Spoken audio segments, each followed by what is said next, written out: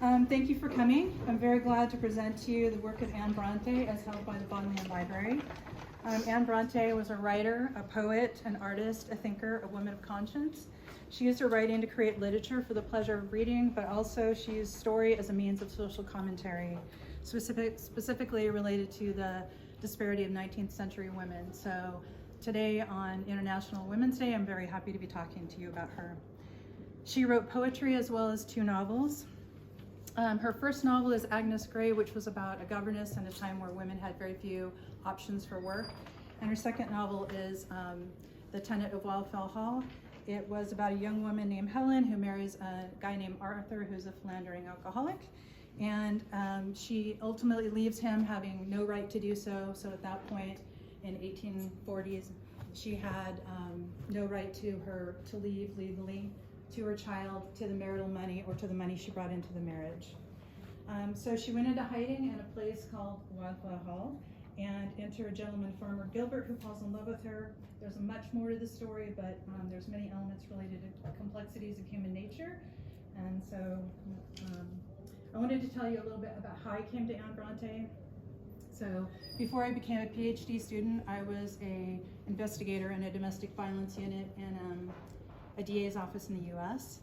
And the first time I read The Tenant of Wildfell Hall, I was just really surprised at how well Anne understood the domestic violence dynamic. Though there's very little physical violence on the page in The Tenant of Wildfell Hall, Anne wrote about the coercive control, the manipulation. She has that very well written within the book. So for a little bit of context, we're going to be starting in 1846. And at that time, all three Brontë sisters, Charlotte, Emily, and Anne, were living in Haworth in England, obviously. And Charlotte was 30, Emily 28, and Anne was 26. So in this first edition, these two right here are 1846 editions of their poetry under the name of Currer, Ellis, and Acton Bell. They used pseudonyms in part to give the impression that they were men. But these editions are the 1846 editions rebound, because at this point in 1848, you can see that the novels of the sisters are inside this cover, but the poetry is there from the 1846 edition. The next one is the Tenant of Wildfell Hall, Wuthering Heights and Agnes Grey. So this edition is the first edition of Wuthering Heights and Agnes Grey. Wuthering Heights being written by Emily Brontë, Agnes Grey by Anne Brontë. But as you can see, it's a 3-volume set, which was pretty normal for that time. But because of sort of the publication or the promotion of it, I will say, and the fact that Agnes Grey was 3rd behind Wuthering Heights, Anne was a bit overshadowed, and that was a bit of a theme for her life. So this is a first edition, 1848, of The Tenant of Wildfell Hall. Again, in this, you can see in this very first edition on this side, there is like an advert or a blurb that T.C. Newby, the publisher, put in here. In this advert, he basically quotes different various reviewers and critics talking about how they are questioning whether the Bells are all 3 one person. And so by putting that in there, he was taking advantage of sort of the sales and also of Jane Eyre's doing really well. But also what he did then by putting that there is sort of attach that to Anne's writing and questioning whether all 3 of them are the same, giving her a bit of obscurity that she kind of already had. So, and this is open to a chapter called Parental Feelings, and that will make more sense in a minute.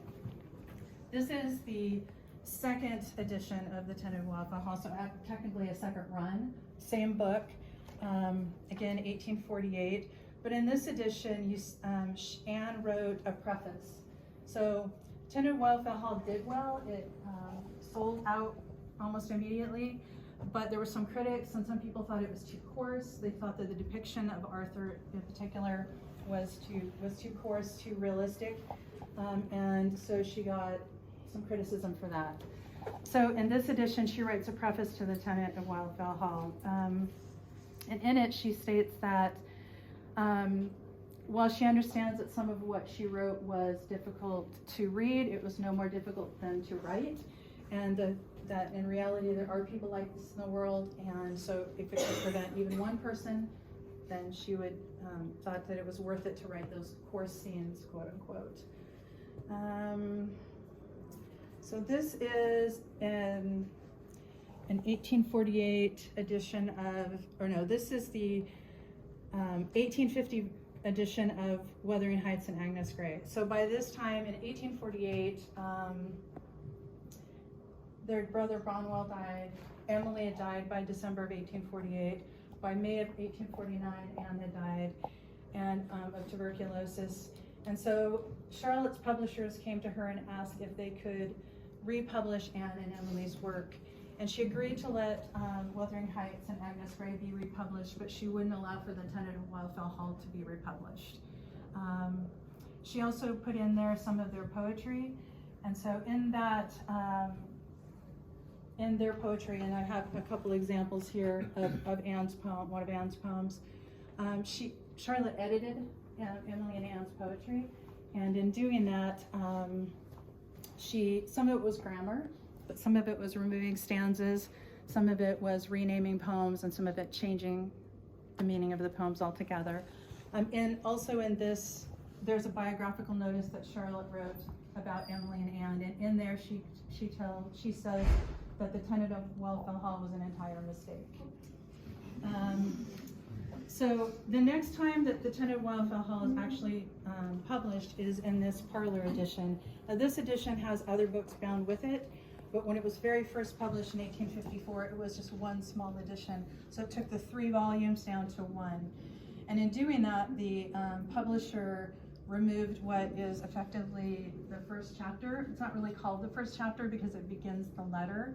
It's a letter from Gilbert to Halliford, but that letter sets up the scene. It sets up much of what happens in the book. It sets up the time frame that Gilbert's looking back into time. It sets up some of the dynamics of the people.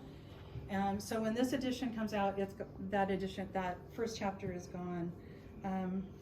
He also removed all the chapter heads, the italics that were there for emphasis in the dialogue. And he also removed a chapter called Parental Feelings. Not all of the chapter, but save one paragraph, that whole chapter is gone. So in that paragraph, it begins, Helen's talking about that she's just had a baby and she is excited about the baby, but she also has trepidation in that because of the marriage. And the first line of the part of the chapter that's gone says, "But where hope rises, fear must lurk behind." Also removed in that chapter is some really important scenes where Arthur is with his newborn baby and he's showing his jealousy of that baby. He says, "I shall positively hate that little wretch if you worship it so madly. And how the devil can I waste my thoughts and feelings on a little worthless idiot like that?" So that chapter being removed has an effect on the storyline and how you see Helen and her thinking as she's thinking about leaving Arthur. This edition, this parlor edition, again, not this one with all these other ones, but the edition that was pared down or edited down, that's the edition that's reprinted most of the time up into the 70s. And so today in most libraries and many bookstores, that is the edition you would see, that chapter gone, the chapter heads gone, and that Parental Feelings chapter mostly removed.